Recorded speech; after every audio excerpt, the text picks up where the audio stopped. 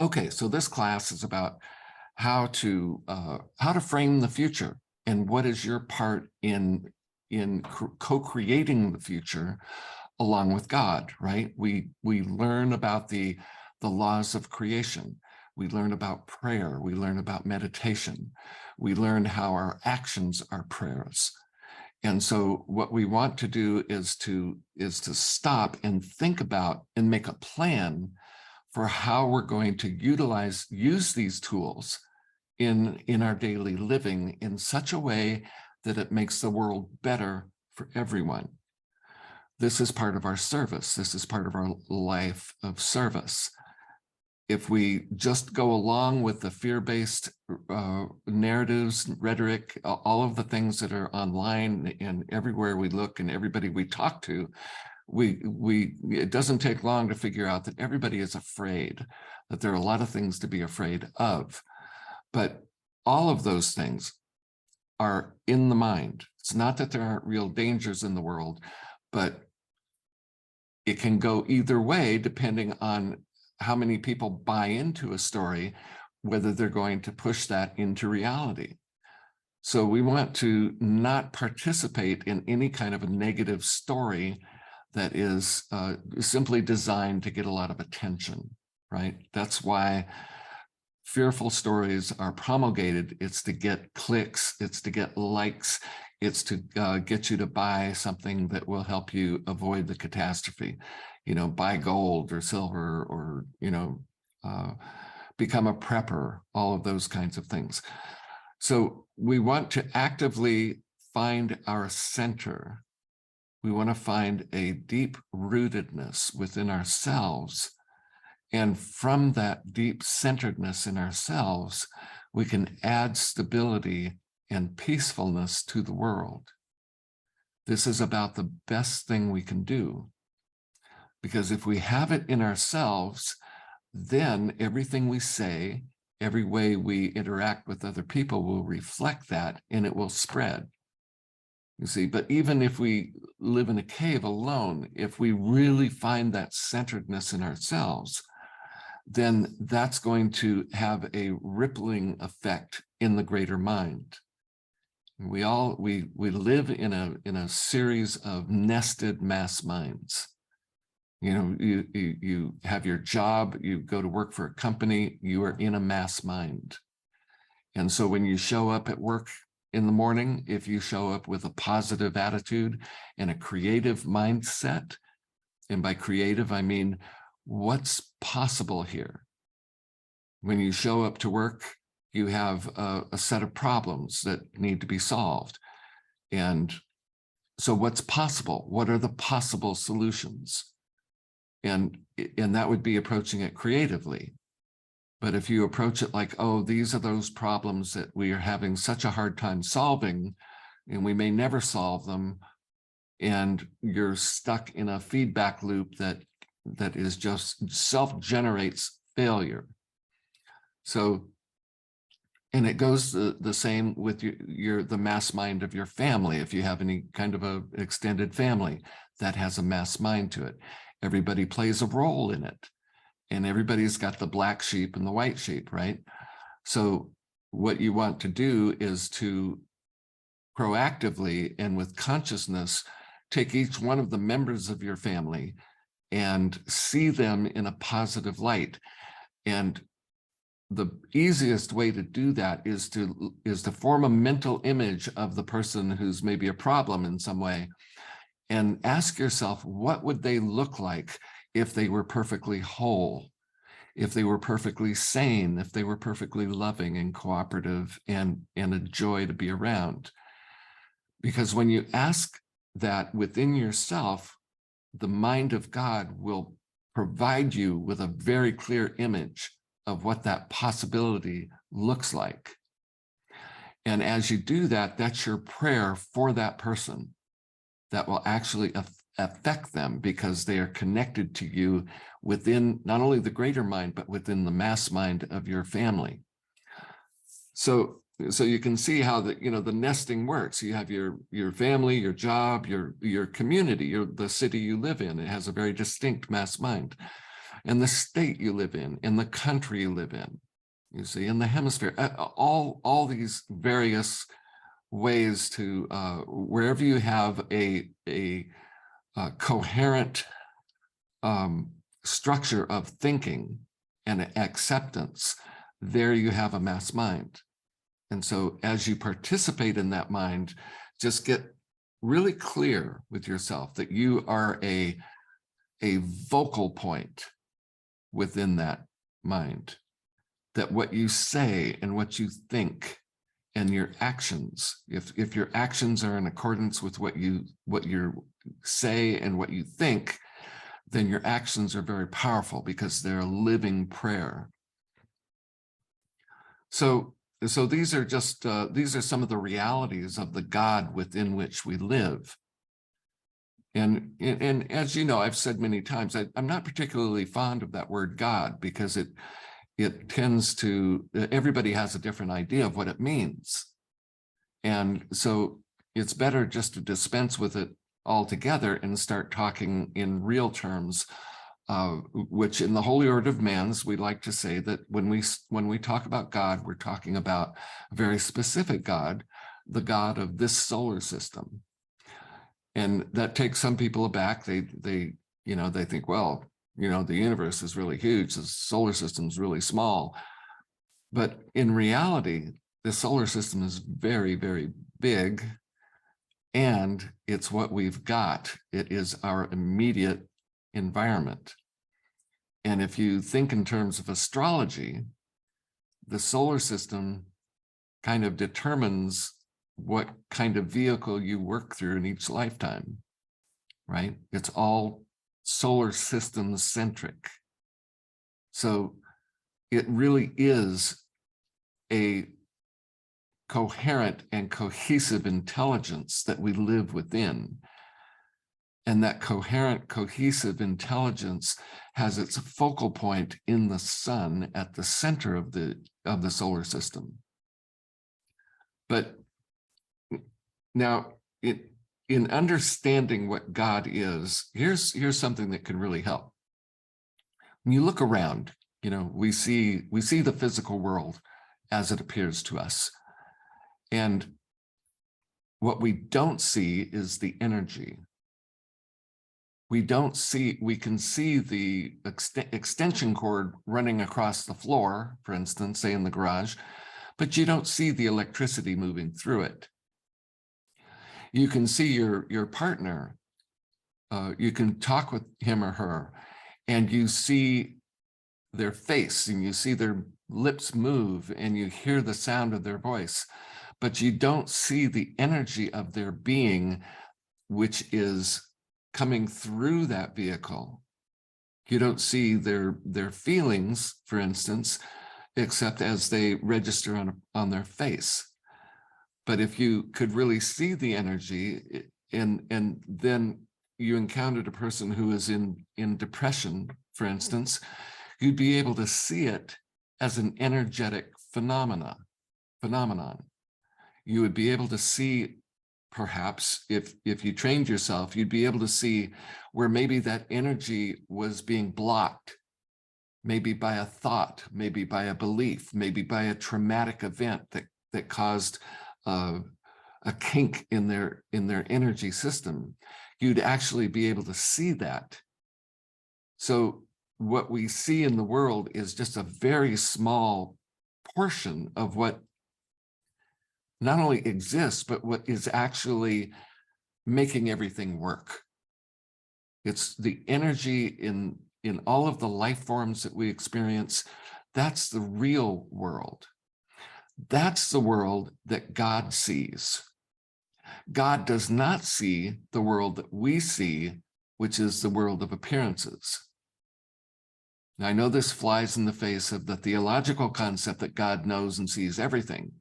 Well, I'm just going to suggest that that's a misunderstanding, that that's not actually the case. What we see here, we see, but what God sees is the energy.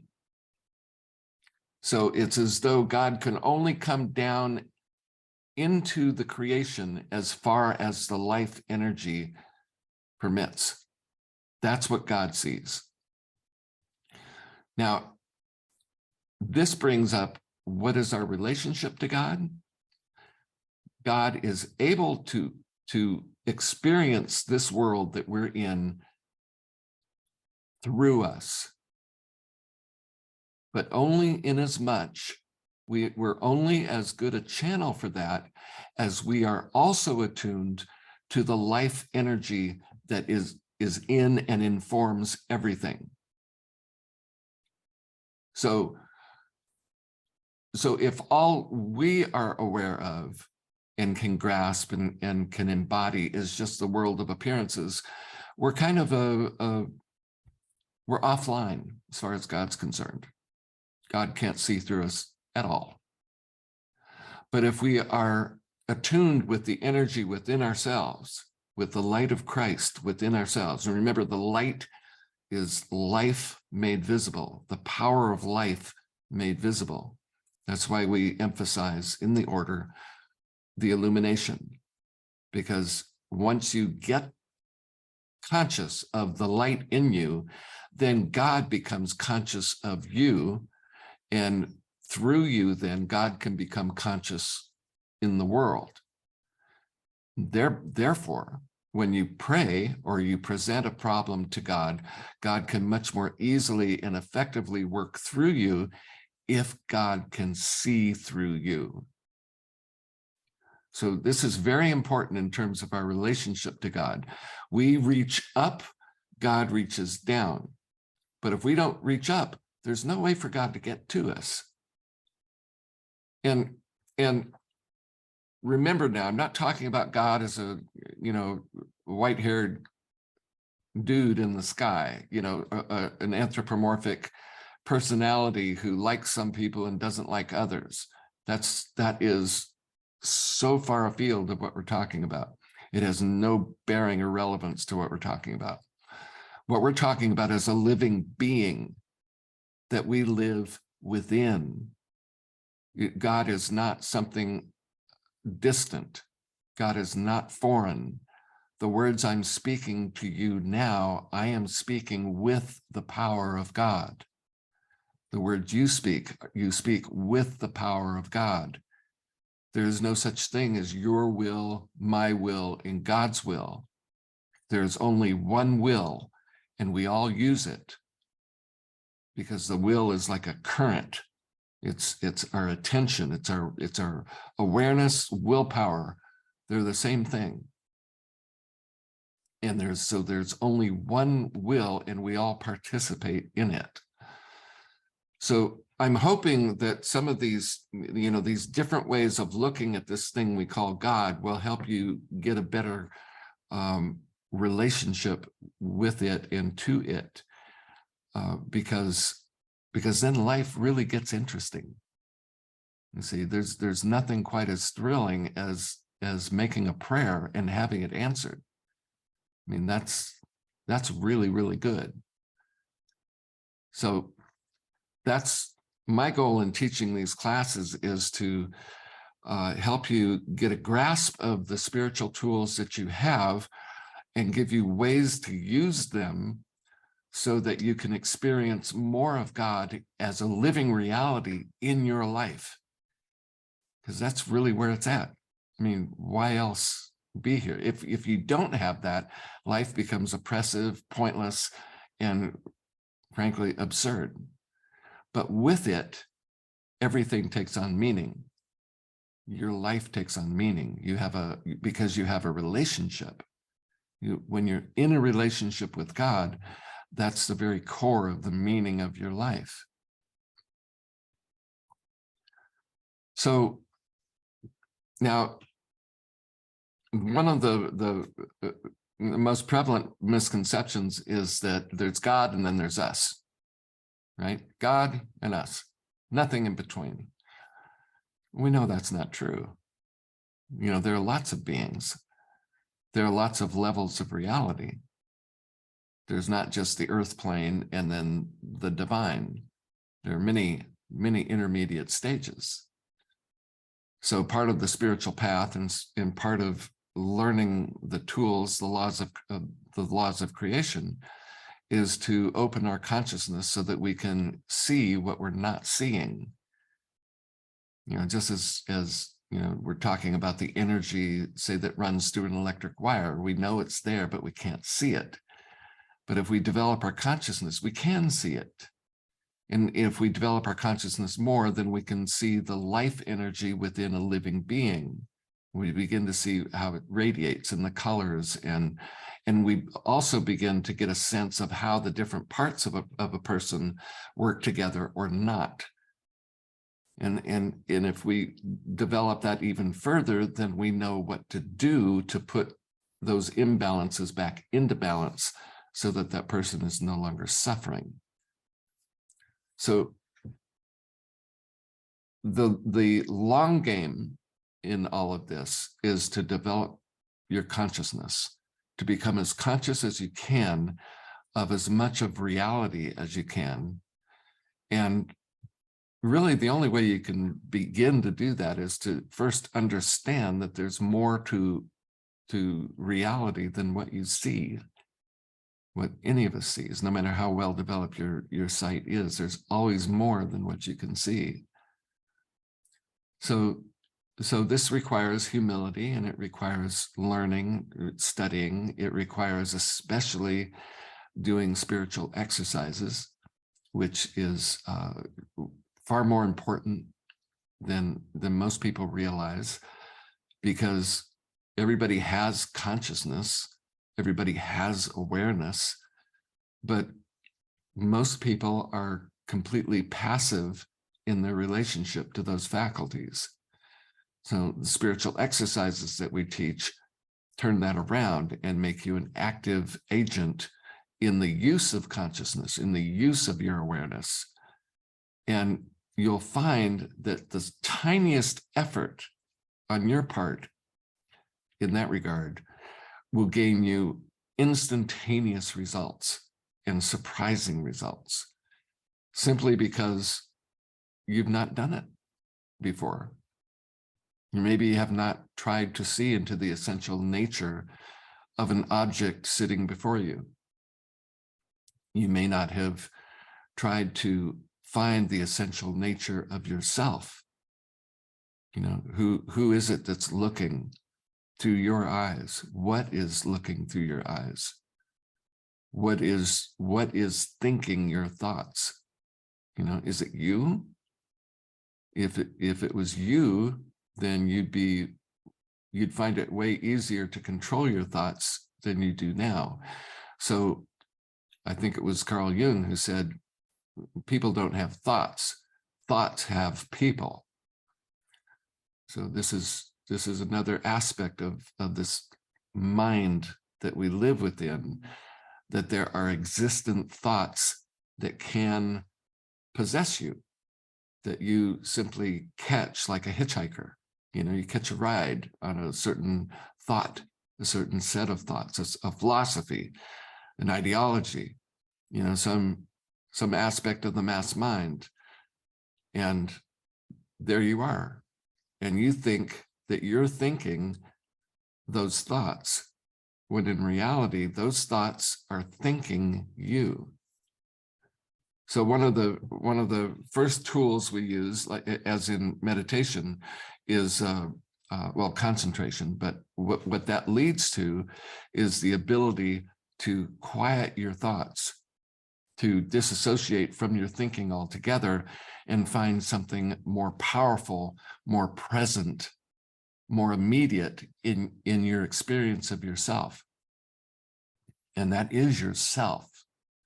That is the light of Christ within you, the light of life.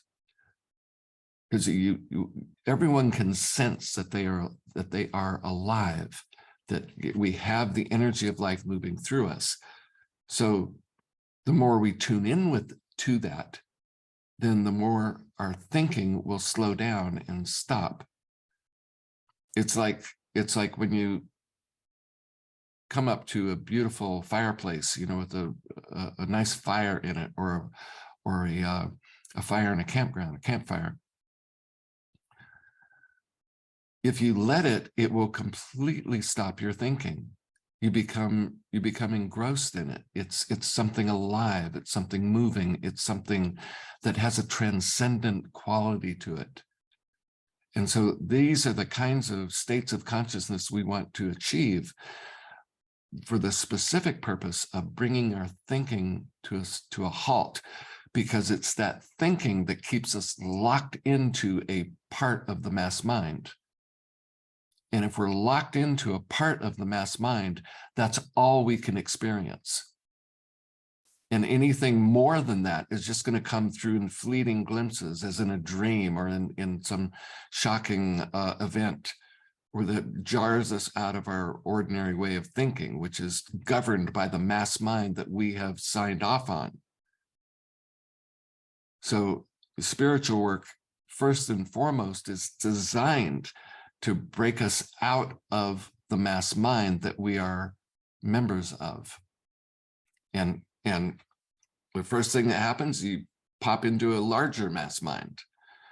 And if you don't settle for that and you persist, then you pop into yet a larger mass mind until finally you break free of the mind altogether and you're in the presence of simple being. And when that happens, then all thinking stops. You can be in that space, and then from there you can look out at the world and see it in ways that you never saw it before, simply because you have grown in consciousness. So all of these things are part and parcel of this thing we call the spiritual path. And in the Holy Order of Mans, we teach it in a very specific way, beginning like with learning how to control your mind through concentration exercises, then learning how to meditate and learning how to pray, learning how to give blessings, which is a lot of fun. You put your hand on somebody's head, and feel the energy move, and they feel the energy move. And it's like, wow, this is real. The God energy is real. And then if you persist and you get to that point where you let go completely and your body fills with light and you feel all lit up on the inside, as though you're sitting in a dark room and somebody walked in and turned on the light switch. See, that's the experience of the light of Christ.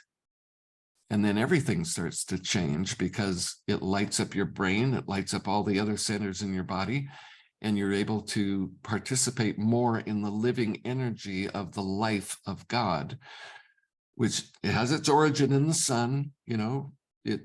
All life and love comes from the sun, but we are in the sun. The sun's not out there in the middle of space, 93 million miles away. We are in the sun because we're in its radiant body, you see.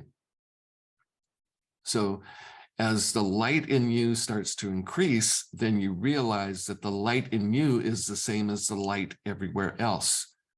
And you see a tree and you can sense the life energy in it, and then you realize that same energy is the energy that lights you up.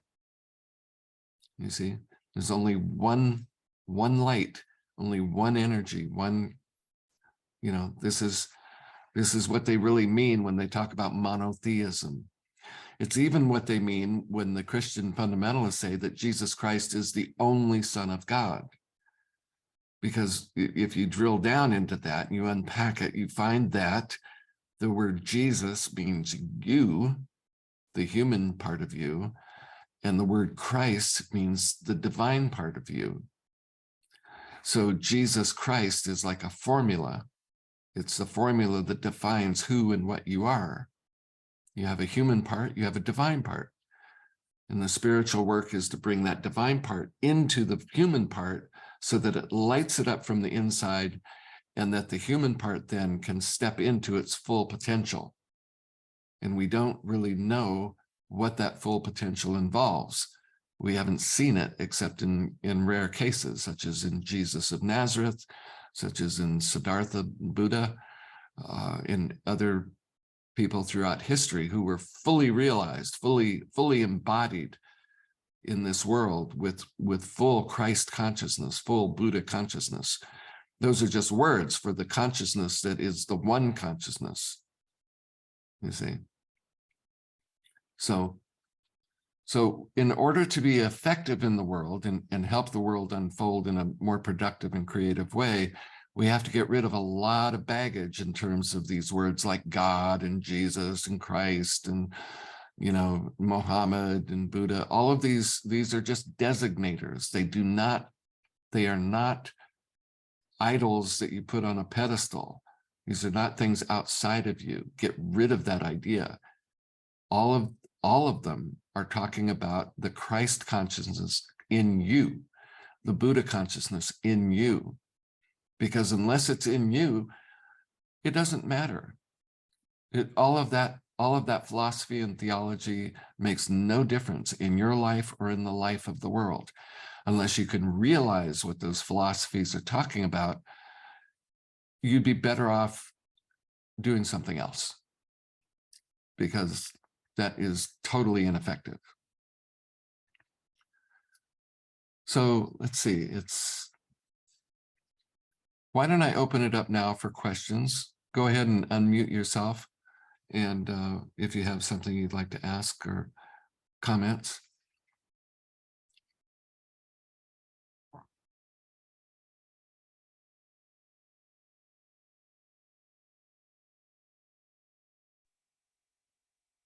Michael, I like your, oops, over here. I'd like your clarification on living in multiple nested mass minds. Can you hear me? Yes, I can hear you fine. Okay. I hadn't heard it put that way, but that really makes sense. When you're going through something, like I've been going through something the last few weeks, and it seems like everything is impacting me. Whether I go to the store or my neighbors or somebody comes to my door or wherever, you know, whatever it is, it's a little group of people, like you said, and how it impacts you, you know. And it got to the point like, well, I don't know if it was the beginning of this week or the end of last week, but I mean, I was just like, I didn't want to leave my house. You know, I didn't want to talk to anybody. I didn't want to leave the house. I just kind of wanted to, because I felt the pulling of all these different things, you know, whether it be something they said or something that happened or just, you know, I just find that amazing, just amazing that I never really thought of that before. I mean, I think of mass mind, I think of, well, just the general, how people look or think about things in general.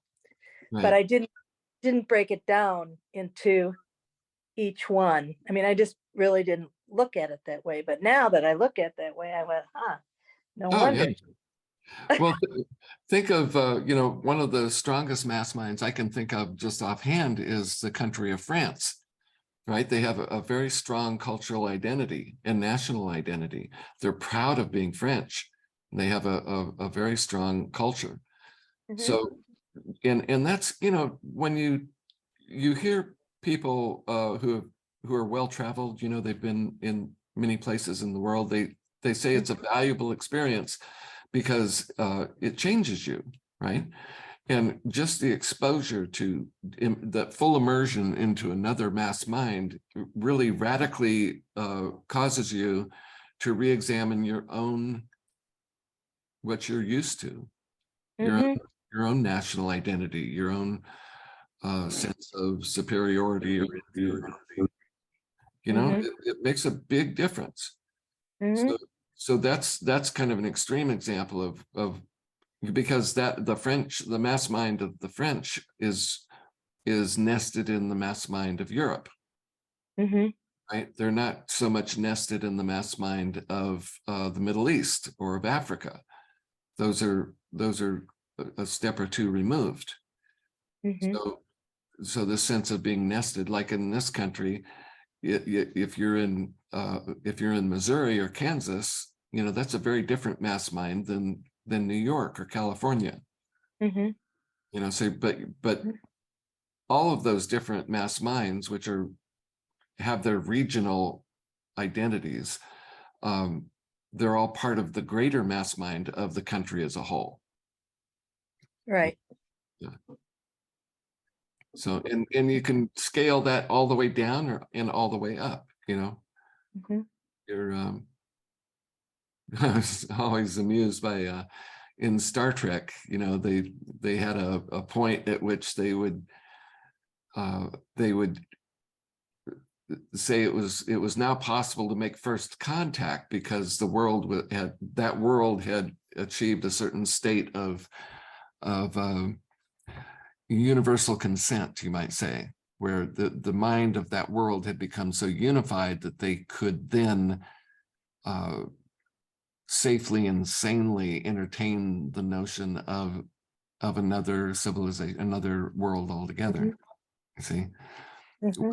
whereas if you know, a planet that's completely divided and at war with itself, the last thing they want to do is stop and consider something bigger than their drama, right? Mm-hmm. So I think it explains, you know, when you're going through something and you feel torn, and it's just all these things they pull at you. I mean, it could have a good influence, or you can really get caught up in it and just feel like you're being torn every which way and not really, you know, coming to grip with any of it. But yeah, thank you very much for that. yes, you're welcome. Me Too is asking, how do we avoid this need for more and more information? How do we stop collecting knowledge and actually applying and experiencing it in real life than just living in our head? That's really a good question. Mhm. So the best thing to get out of that trap of just getting more and more information is learning discrimination and mental discrimination. And what that means is really focusing in on what's relevant, because relevance is the guiding principle in our mind. And when we lose that sense of relevance, then everything starts to crowd in and we get too many incoming data streams, right? But we Mhm. have to get really clear on what's relevant to us, because whatever that is, that's what gives our lives meaning. And by prioritizing our mental state in that way, then it's far easier to dismiss what's not relevant. But when we lose sight of that, when we lose sight and we start thinking everything is important, then nothing is important. So we really have to and the best way to do this is to find that centeredness within ourselves. It's like this, you know, it's interesting. You know, people talk about non-dual consciousness, and they talk about fourth dimensional consciousness. And in the gospel according to Thomas, Jesus says, the kingdom of heaven is spread upon the earth, but men do not see it. And what you begin to realize when you go within, you know, that's what Jesus said. He said, the kingdom of heaven is within. And he said to seek the kingdom of heaven before all things. The kingdom of heaven is within, and the kingdom of heaven is that non-dual state of consciousness. And the only way to, you know, those, I think they're called autostereographs.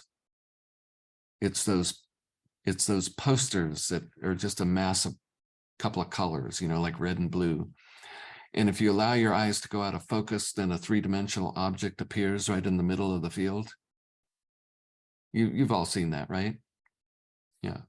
So reaching the non-dual state of consciousness is a very similar feeling, because you have to go within, and where's within? You know, we think it's behind us, so we turn around to look, you know, but but then what's behind us becomes what's in front of us again. So the only way to really go within is to back into it. It's to find, like, where are you, right? You ask a person, where are you? And it's like they're in their forehead or they're in their eyes. That's where consciousness and awareness seems to scrunch up, right in this part of our anatomy. But all you have to do is shift. The reason you think you're there is because that's where you've put your consciousness. So if you can put it here, put it somewhere else. Put it above you. Put it in the flowers in a vase in your living room. Put your consciousness in some far distant country. You have the ability to place your consciousness anywhere you want. And when you do that, then you realize that you're not just scrunched up here. You're not who you thought you were. You are, in fact, pure awareness. And when you really latch onto that, when that starts to emerge in your consciousness, you shift into a whole different dimension where there's no thinking, there's no space, and there's no time. You shift into a very real space that's eternally now. And it's easy. It's relatively easy. All you have to do is to work at it. That's the whole point of this thing, because once you hear people talking about the truth, with a capital T, the truth, and they never say what that truth is, because the truth is not a set of information, not a set of facts. It's not a new belief. It's not a new philosophy. The truth is this interdimensional space that we can back up into, and it emerges and it completely overwhelms and displaces this world of appearances that we are so caught up in. It happens just like that image, that three-dimensional image pops out of the field of that mass of color. It happens. You can't even really make it happen, but you can sure set it up so that it can happen. And once it does, then that's not the end of it, right? Because you enter into a whole new space, a whole new reality. And then you start to look around in there. You see, what does this new state of consciousness afford you? What does it enable you to do from there? See, that's just the beginning. It's just the beginning of the rebirth process. It's coming out of the tomb of matter. Because this world of appearances is literally a tomb of matter, because we're so caught in the appearance of things.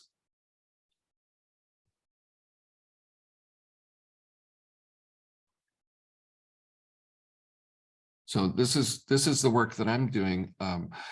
Jesus said, the kingdom of heaven is at hand, and that was deemed the good news, right? That's what the word gospel means, good news. And what he was saying, in essence, is that this doesn't take a long time. You don't have to struggle for spiritual enlightenment for lifetime after lifetime after lifetime. You don't have to, spend hours on your knees every day or hours and hours in meditation. No, it's like right here. And all it takes is just looking in that direction. You see? I mean, it's immediate. And it doesn't matter how smart you are, how rich you are, how thin you are, or how whatever. It makes no difference. None of that matters. Especially the intelligence part. It just does not matter. All it takes is truly going within. And where do you come from when you speak the words you speak? Where do those words come from? They come from within. So you can follow that path back inside you and start to get a sense of where within is. You know, it has its kind of relationship to parts of the body, but when you really tap into that current and you swim upstream in that current, you go deeper within yourself and farther within yourself. And pretty soon the world starts opening up. That inner world starts to open up and you become aware of it. And as you become aware of it, it becomes aware of you. And then a real dynamic and loving relationship can be formed.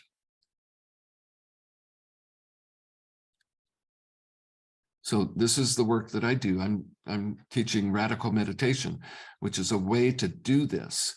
It's a way to go within. And it's easy. It's not difficult. It takes time. It takes a little bit of time. It takes practice. But once you get the hang of it, it happens faster and faster and deeper and deeper.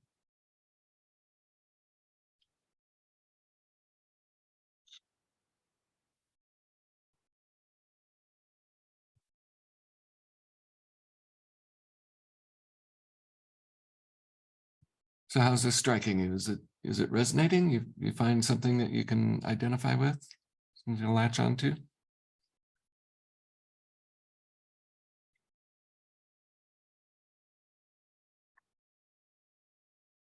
Teresa, how about you? Hi. Yeah. No, I'm still kicking around the statement from last week's class Yeah. where you said like God wasn't all knowing, like not omniscient. And I'm like, I really had a tough time with that one. Oh yeah. And I kind of, wrestled it down to the ground and it won. Because I tried to come up with any solution to that problem. Um, Basically, I was thinking, like, how would God not be able to deliver my prayers if God didn't already know, like, where everything is or what everything should be or where everything is? But then it was like, no, because it seems to be like a deduction of things. Like God can say, well, yeah, you want this house. Okay, well, here's a house. How's this one? And then you can go, no, I don't really want that one. Oh, okay. How about this one? Okay, how about this one? So it's really about my choices again, Right. and not God really knowing everything. So I'm still kind of on that one from last week. But for this week, I think what I'm stuck on a little bit, and you can elaborate. Um, I'm thinking if there's 8 billion people on the planet, I think we're up to 8 billion now, I'm not sure. And 7 billion, 999 million all believe one thing, but I want to choose to believe something different than the rest of them.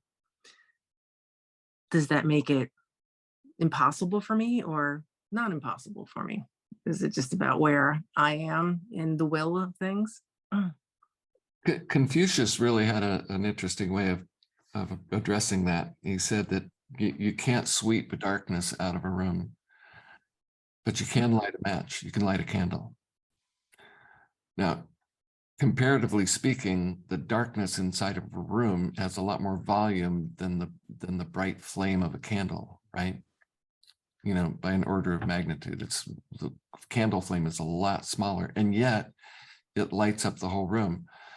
So what that means, that's these people like Confucius, they always spoke in parables and in layers of meaning. What that means is that one truthful thought or a thought that's in alignment with reality will dispel vast quantities of error. So all it takes is one person to see clearly, and the entire mass mind will be changed by that. You see, just the same way that one single candle flame will remove all the darkness in a room. So that's the power of thought that's aligned with truth. So yes, you have an enormous effect on the world, but you have to really get out of the mass mind to do that. And the best way to do that is to go within and find the kingdom of heaven within, and then think from there. Now, about your problem with the God doesn't know everything.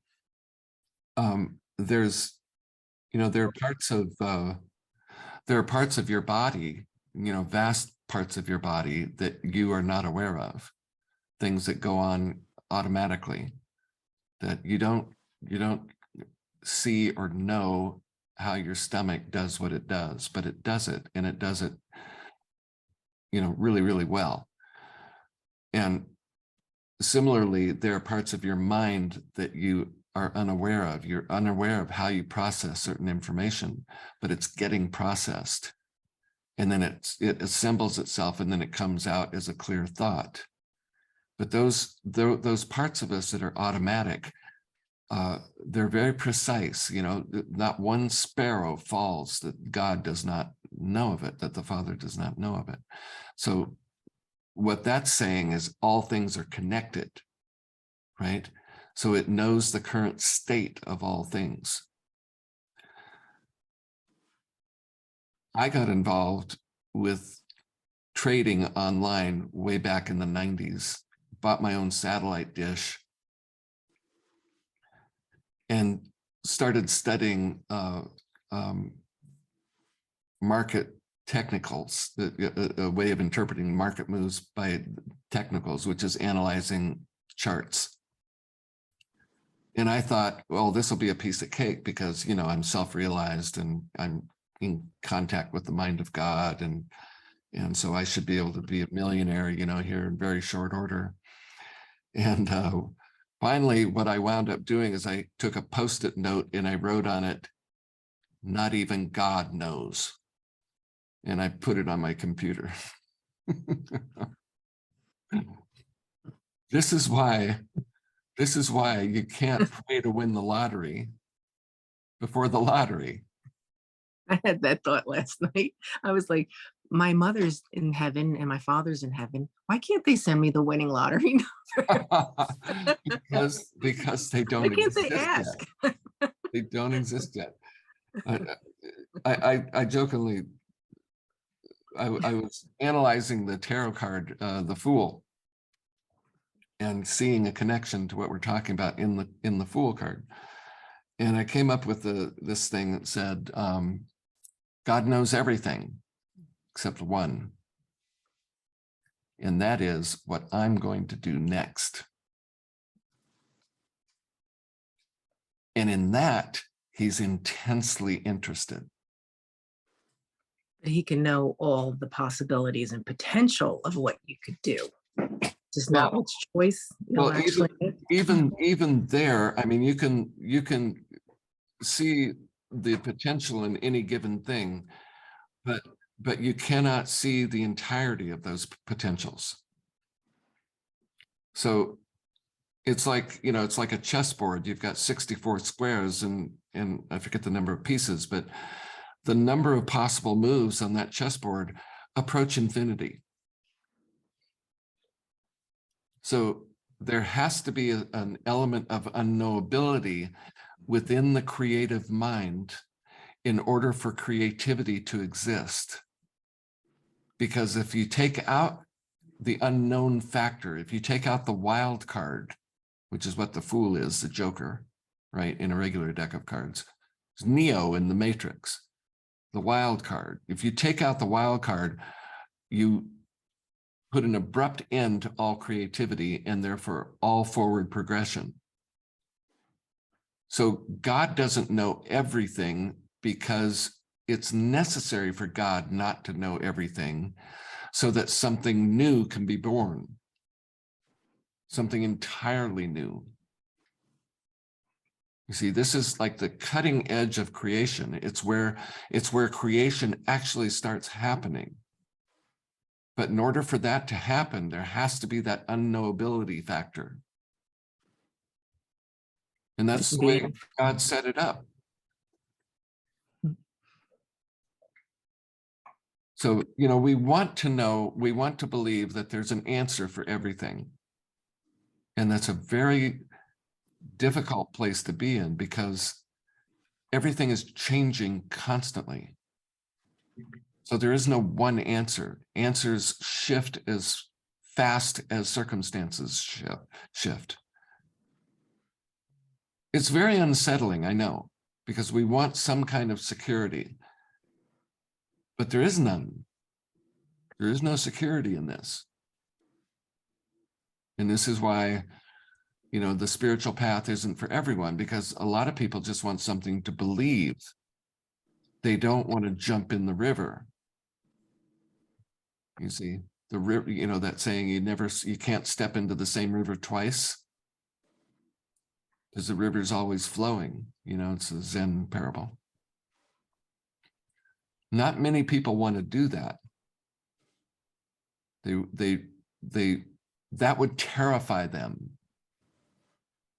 You see. So we loosen up. You know, part of the spiritual path is loosening up. It's letting go of ideas primarily. One of those ideas is God knows everything. You know, well, let go of that, because it's not really true. And you know, the other one is God is all powerful. Well, what does that mean? You know, what does that mean? Because and you know something's wrong with that one, because then, well, if God is all powerful, and this is how the argument always goes, it's like, if he's all powerful, then why does he allow bad things to happen?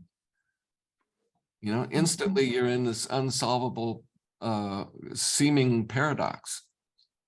But it's not even a paradox, it's just a contradiction based on a false premise. Mm-hmm. So you have to kind of kick it out of gear, you know, kick your mind out of gear and let it freewheel, and start to look at reality through a different lens, and break free of these enormously powerful mass mind concepts, you know, such as God is all powerful, God is all knowing, you know, or even God is love. You see, that's not a very useful one either, because what does it mean? Really? I mean, you know, the word love has a different meaning for just almost everyone. And if you don't know what love means, how can you say something like God is love? You see, it would be far better to really go within and really self-examine and become self-aware in that domain called love. What is that? You know, really get in touch with that. And the closer you get to the reality of the reality of love, then the closer you would get to God. But if you short circuit it and just use it as some kind of linguistic label, you know, God is love, that will keep you from realizing God. You see, the truth lives in the question, not in the answer. So it's far better to really become a question than it is to collect a bunch of answers that you can then trot out and believe in, you see. And this is not easy, you know, this is not easy work. It takes an adult, you know, you have to be mature and willing to let go of things. You can't be possessive, you can't be a believer, right? You kind of have to become a real skeptic and not accept anything unless you can actually see it directly and experience it directly. And then have the humility to admit to yourself that even that is way smaller than what's actually there. Mm-hmm.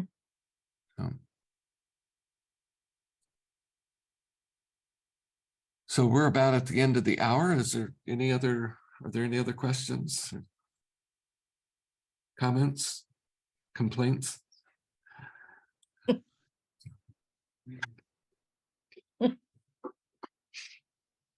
I'm just waiting for the sky to rip open now. That's all.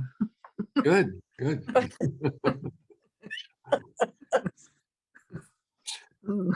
Go within, look up, and let it open.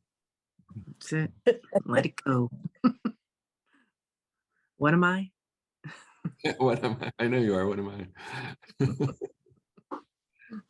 So just briefly, just sit straight up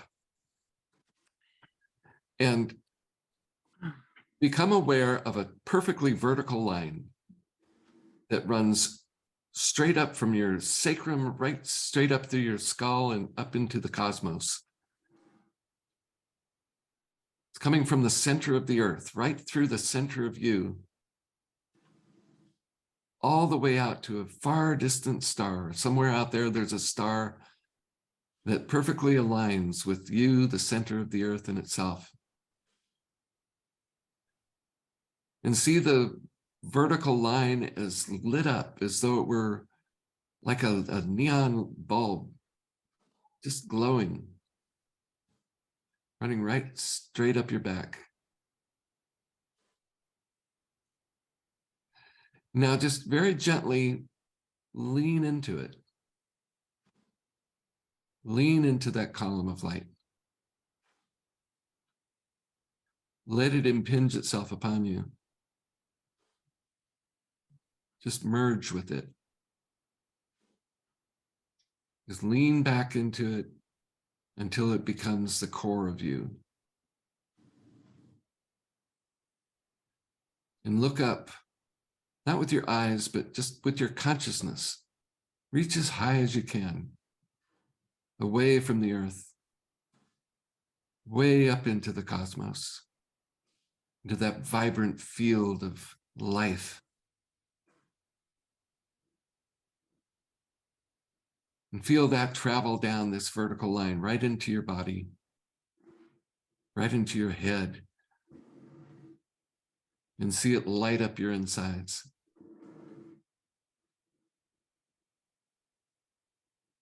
And stay with that.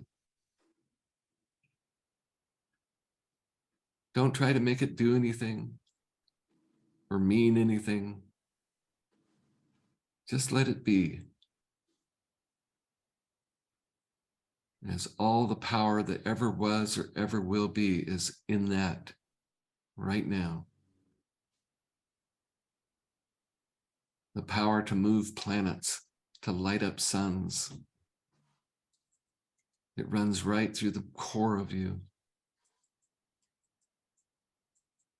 Lights you up from the inside.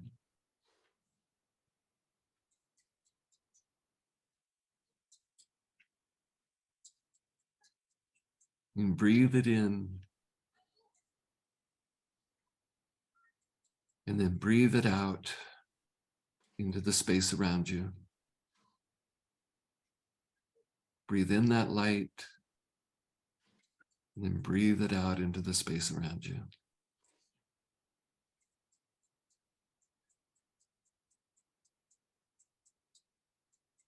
And then gradually and easily become aware of that space in the room that you're sitting in. Become aware of your physical body. And know that this thing you've just seen exists all the time. You carry it around with you everywhere you go.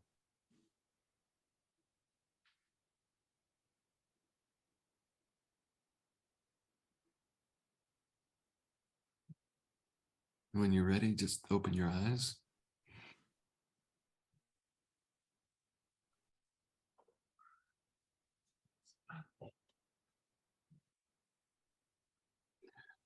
That's a place you can go to in meditation every time. You never have to worry about or wonder if you're meditating right. Just go there.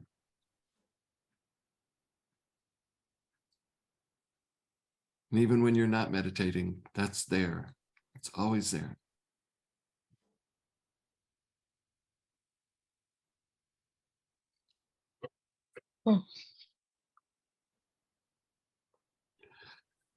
Okay, well, we'll see you next week, next Thursday.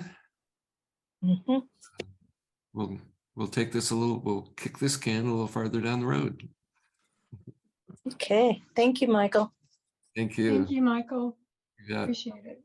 It's a real pleasure. Night, everyone. Bye-bye. Night.